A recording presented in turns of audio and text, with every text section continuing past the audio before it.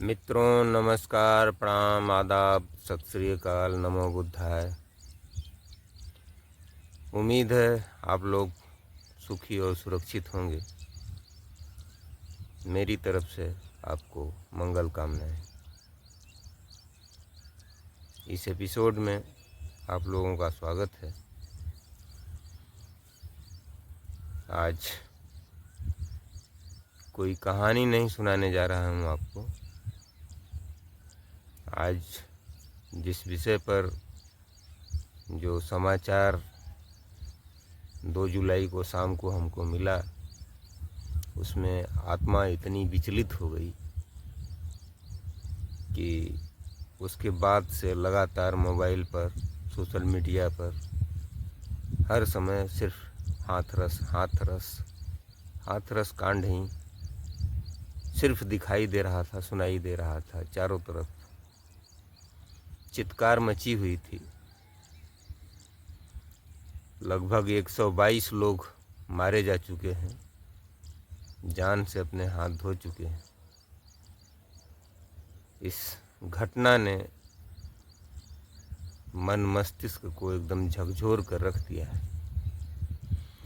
इस घटना के पीछे कारण जो भी रहे हों, लेकिन इस समय जो वर्तमान में देखने को मिल रहा है वह निश्चित रूप से यह देखने को मिल रहा है कि शासन प्रशासन की लापरवाही यहाँ लगभग 100% देखने को मिल रही।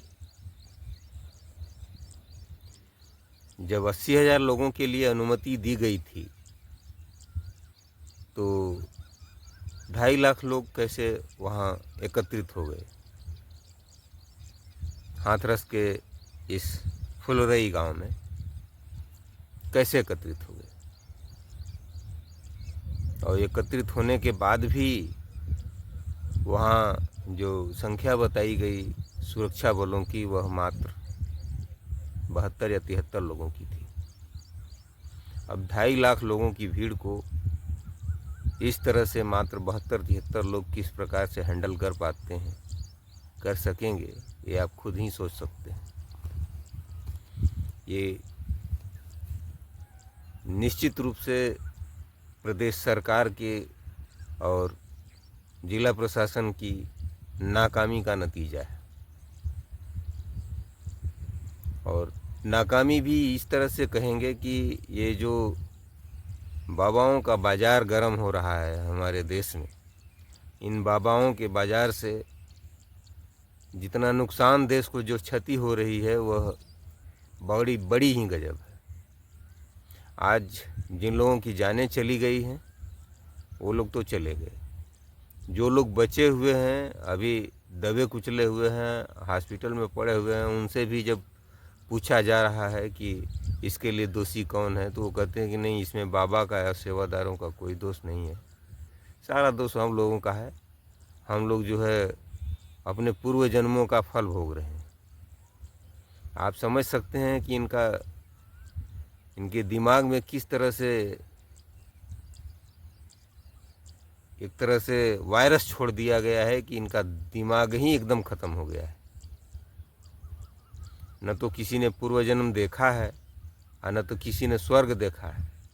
इसके बावजूद लोग इतने ज़्यादा पागल होते जा रहे हैं उस सिस्टम के लिए कि अपनी जान की भी बाजी लगा देते हैं और चले जाते हैं उसमें।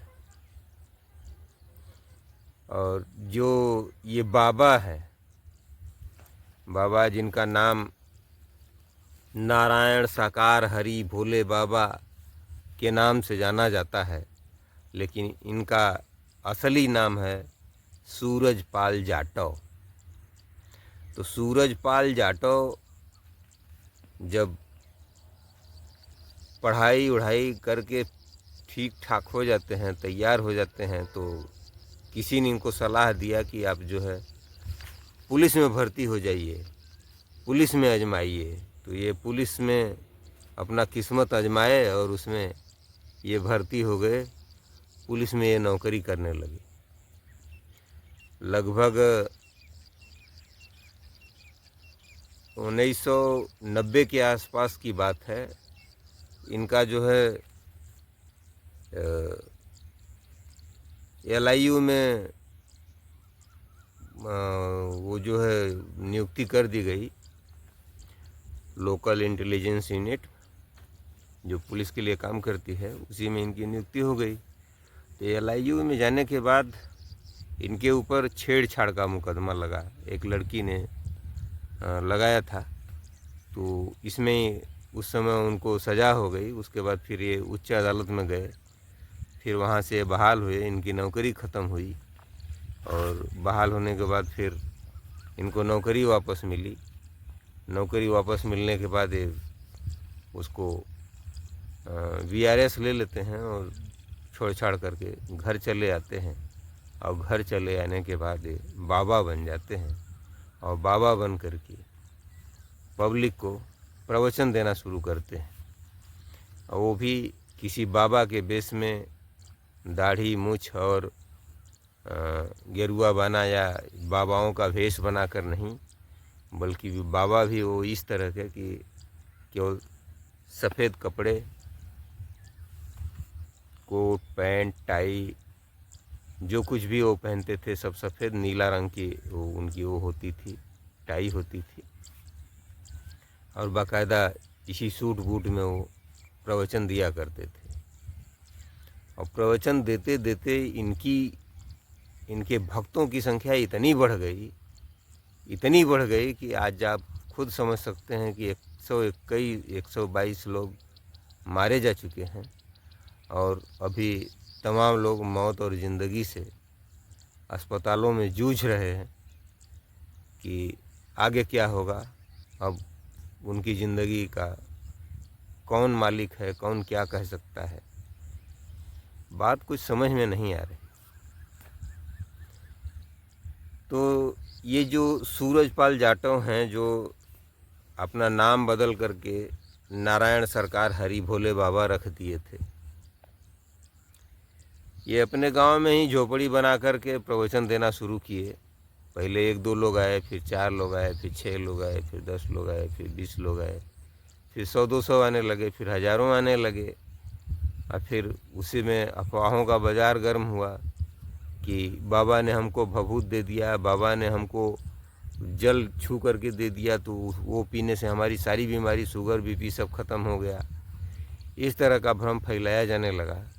और अंत में बाबा जी वो किसी की पूजा नहीं करते थे, किसी देवी देवता वगैरह की फ़ोटो उनके पास नहीं थी, न तो किसी की पूजा करते थे। लेकिन यह पाखंड का एकदम नंगा नाच एक तरह से करते थे और पब्लिक को उस तरफ मोड़ने का, अंधविश्वास में ढकेलने का जो इन्होंने काम किया, उसका नतीजा आज पूरा देश देख रहा है कि क्या हो रहा है। यहाँ तक कि वो जो जहाँ उनका आश्रम है, मेन आश्रम, उसके बाहर एक लाइन से कई हैंडपंप लगा दिए गए हैं और यह प्रचारित किया गया है कि जो इस हैंडपंप का पानी लेकर के अपने घर जाएगा और बाल बच्चों को या जिनको कोई भी दुख दरिद्र या परेशानी है या बीमारी है, तो उसको पिला देने पर ये सब समाप्त हो जाएगा, सब एकदम ठीक हो जाएगा।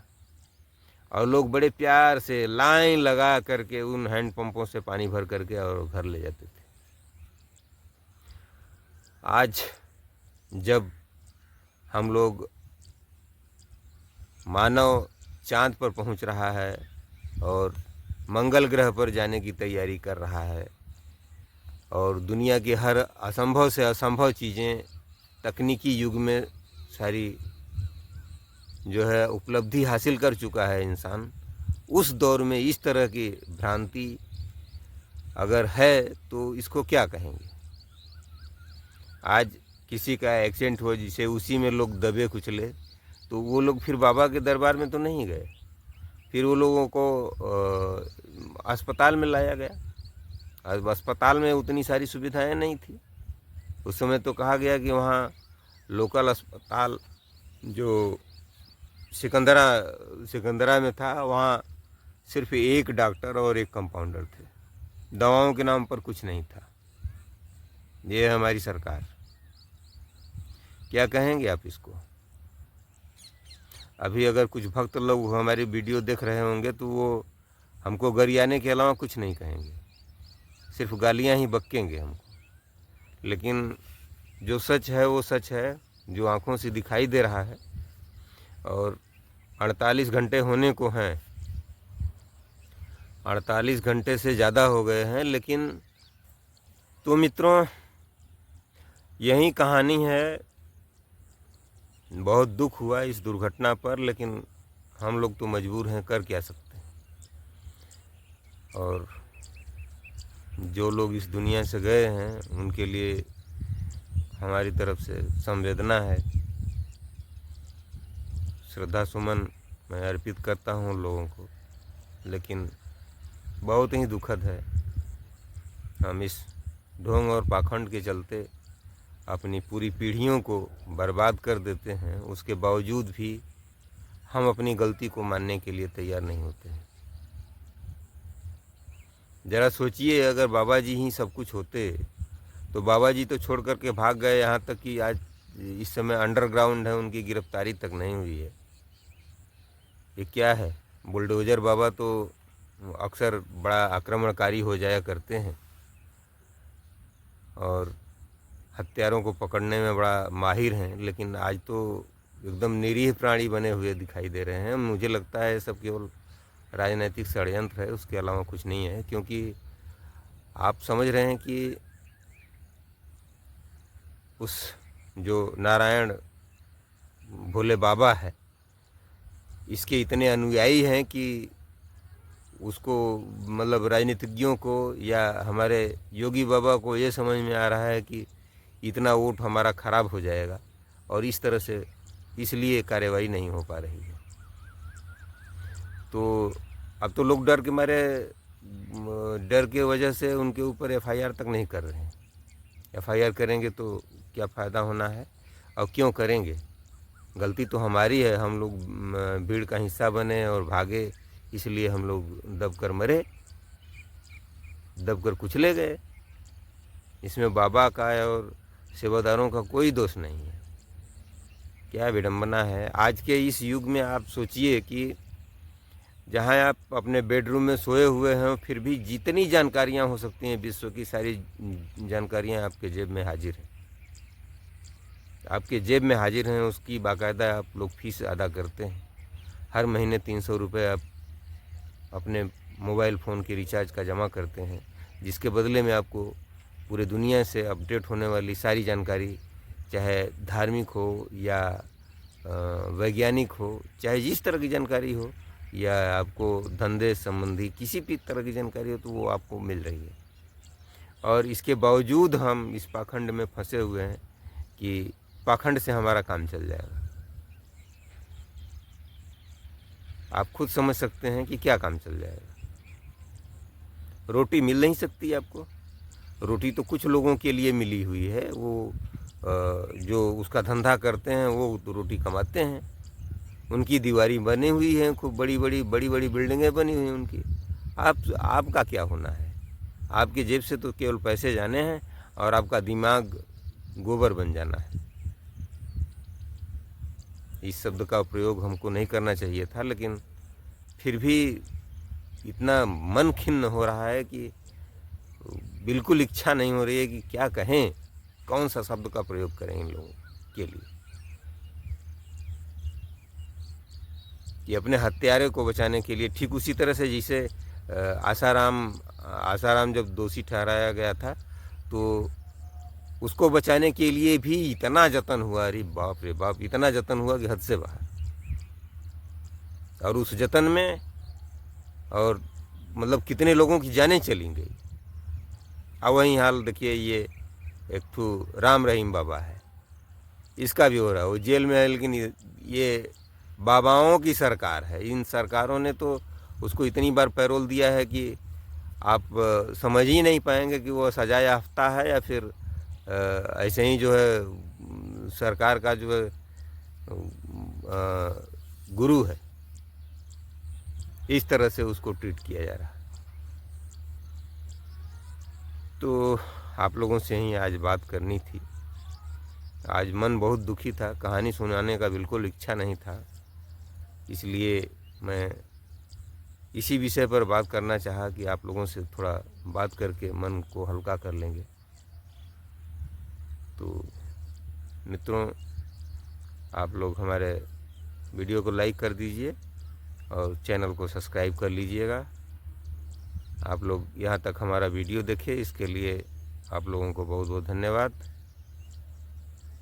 और इसी के साथ कल एक कहानी के साथ, एक नई कहानी के साथ आपसे हम फिर मिलेंगे। तब तक के लिए हमको आज्ञा दीजिए। नमस्कार, धन्यवाद, जय भारत।